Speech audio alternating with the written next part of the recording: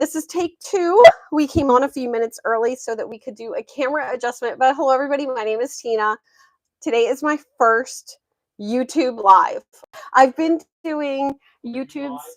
Yes, I have been doing lives on Facebook for years.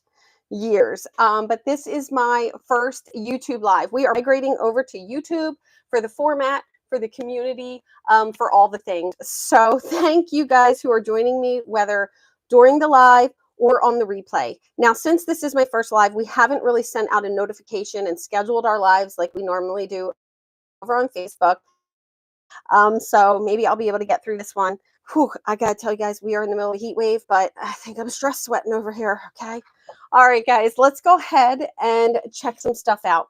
All right, now I am joined with my partner in all things crafting and life and love. George, do you want to say hi? You don't have closed caption turned on. I do not have, okay, I'm very sorry. I will. Hi, Lisa. Can you type in hi to Lisa and tell her we will figure out how to add that, but welcome. Hi, Lisa. Okay, so I'm not sure how to do the closed caption, but that's definitely something that we will work on. Let me go ahead and just give a little look. See, we have a minute for the notification anyway. Let's see if there's a manage button.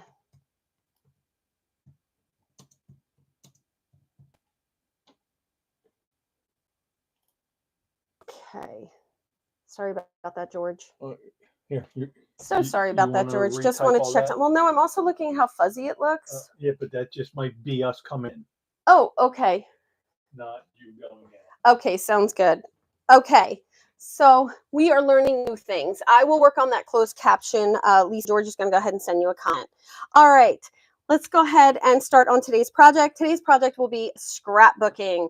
I'm really excited for this series that I'm doing with the travel junk collection. And I'll make sure that I go back and in the description of the video, I add some details, products that I'm using, and stuff like that. But this is the travel junk collection. Still pulling out by Photoplay. I'm going to be scrapbooking some photos of us at Stonehenge a couple of years ago. 3 years ago? That's a couple of years ago. All right. And this paper is just perfect for our vacation. There's even a cruise ship. We did a transatlantic that ended in Southampton, England. Lots of places, but ended in Southampton, England. And Stonehenge was one of the locations. I already did a single cover page. I'm going to be adding one to this. I'm trying to get really comfortable with single pages, so I'll share more about that later. But I want to go ahead and dive in. I've done some pre-work. Inking and all takes a lot of time, and on the lives, it can be a little more hinky. This is here. I'll explain that later. In my case, I have all kinds of little doodads. I have the ephemera, and I like to cut the package off of the ephemera and put it in here so I know the little bits that I had, because I do add to these. And then this also just lets me know the name. If I haven't marked the side for this one, I've marked travel. There's enough for travel junk. And then something else that I am really enjoying is I am enjoying opening up my paper pack, picking layouts to work with. These are all layouts from our 2025 sketchbook. I'll make sure the details are in there. All of them include design space files. I like to make a copy of the sketch, put my photos in there, cut all my pieces, do any inking, whatever I'm doing. But copying the sketch and including it really, really helps me with where I was going and what I was doing. I can even make notes. I don't know if you can see here. I make notes of what photos I wanted where. And this has really became such a great way for me to organize my items. All right, so this one here.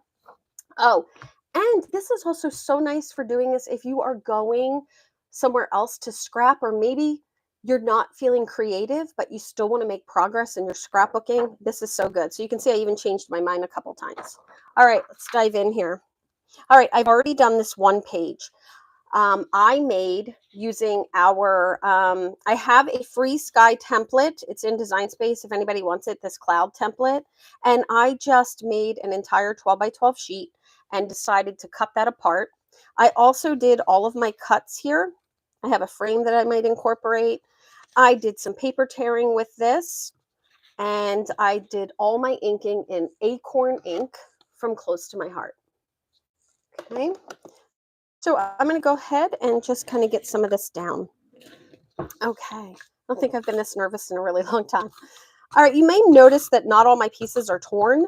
I don't tear all my pieces. I only tear and ink where I need to. So notice the top of this is not inked. The bottom of my cloud paper there is not inked. Anywhere I didn't have to ink, unless I was talking. If I was talking to friends, I will often just go all the way around. All right, so now we're going to put one of these border pieces here. This here is about, I think, 3 inches, and this border piece is, this could be like the last of this paper. I really am working through my papers nicely. Just overlap it. It doesn't even have to be even with the page next to it. I find that this is just kind of forgiving.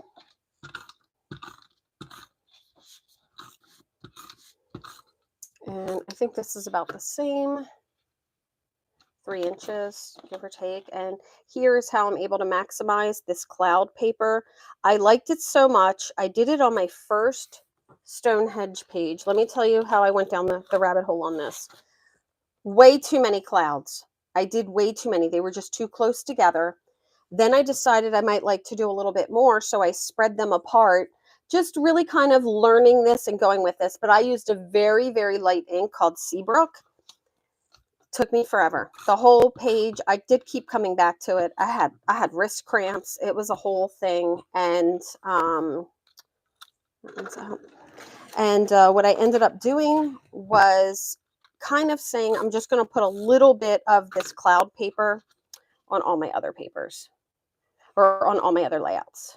All right, I'm just lining that up side to side, down, and you can see why I don't need to take the time to tear it or ink it, because now when we bring this piece in, it's going to cover up both of the edges.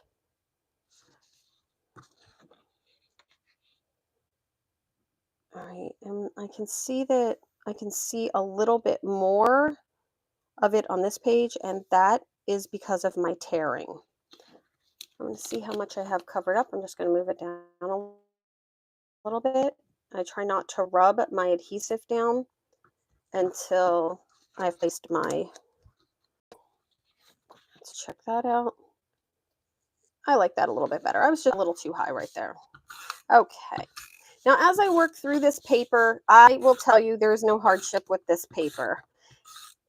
This here, to give up all these tags, this was a tough one. I needed this paper for this layout, and I'm planning out all 3 layouts, as I mentioned, and kind of bagging them has really helped me to maximize my paper and know where I'm going with which one. So I'm getting 7 pages out of this when I'm done. I will be sharing 2 layouts that focus on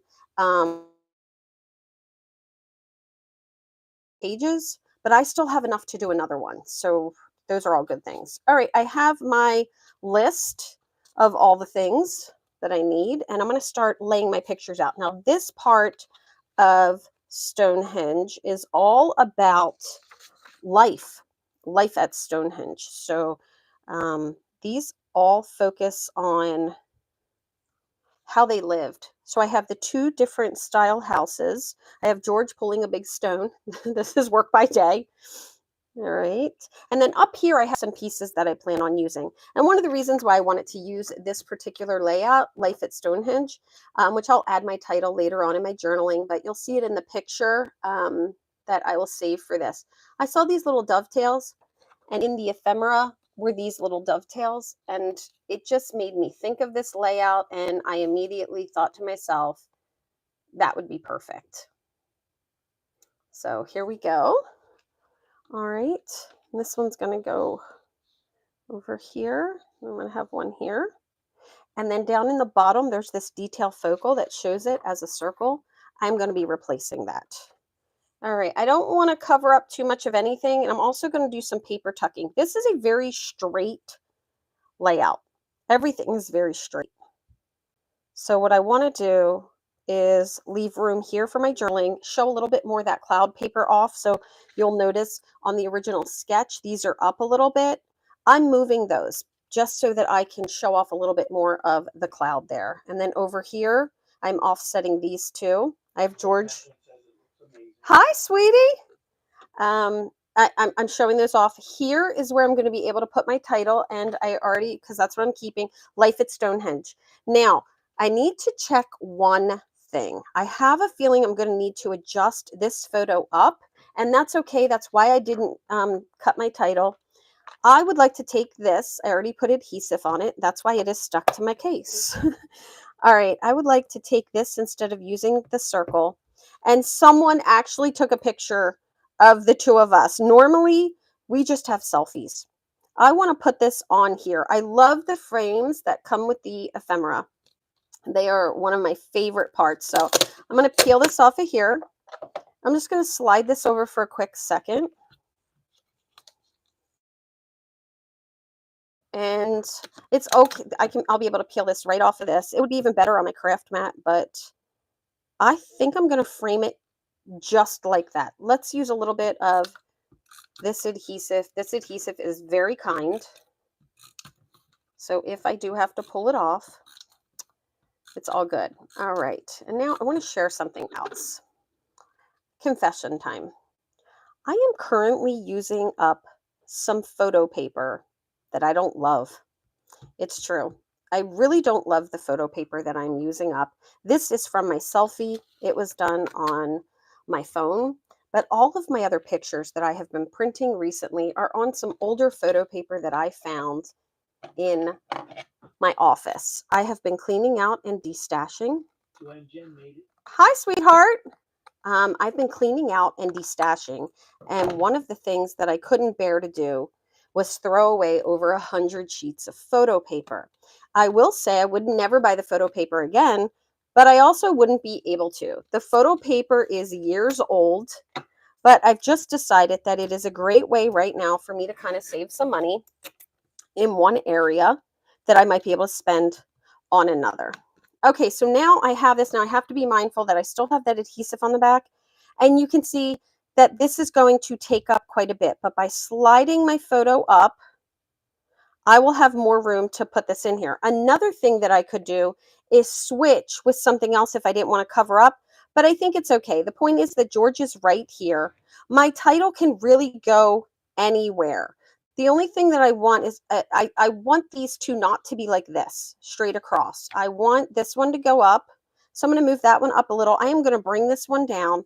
And instead of it kind of being here, I'm just going to do a little shift and bring it over here. And this is replacing that circle detail focal. I think that will work really great for me.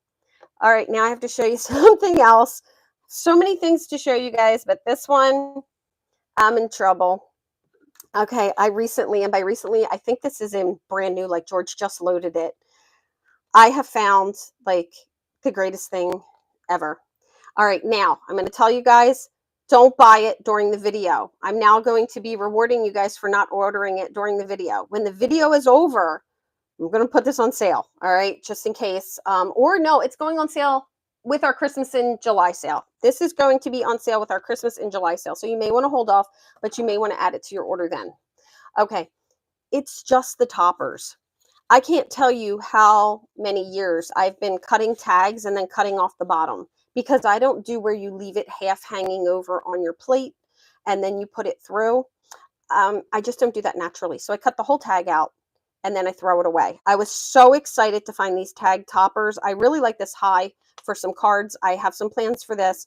A heart is a heart. I don't know that I'm going to use this, but who knows, right?